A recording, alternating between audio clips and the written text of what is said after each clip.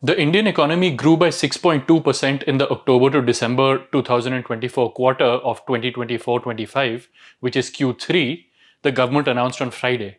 It added that this Q3 growth would marginally push up its estimate of growth for the full year to 6.5% compared to the 6.4% it had predicted in January. The growth in Q3 follows a 6.5% growth in Q1 and 5.6% growth in Q2.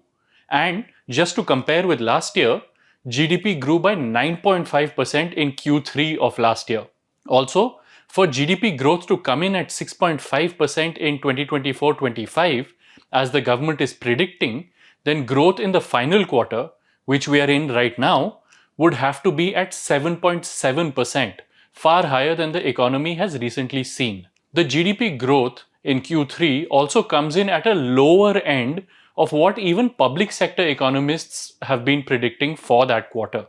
For example, the State Bank of India's economics wing predicted a growth of 6.2 to 6.3% in Q3, while the Bank of Baroda predicted 6.6% growth. The private sector ICRA predicted 6.4% growth in Q3. So basically, the number that the government has released is at the lower end of all of these predictions. The agriculture sector continued its robust trajectory with growth touching 5.6% in Q3, comfortably higher than 4.1% in Q2 and 1.5% in Q3 of last year.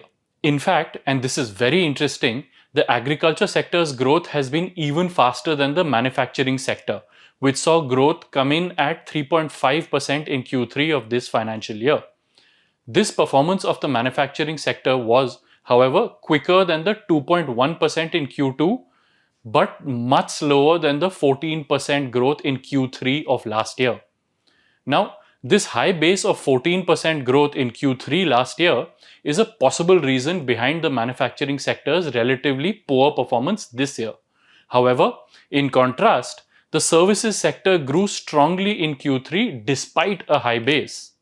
The tertiary sector, which comprises all the services sectors, grew by a robust 7.4% in Q3, up from 7.2% in Q2 and 8.3% in Q3 of last year.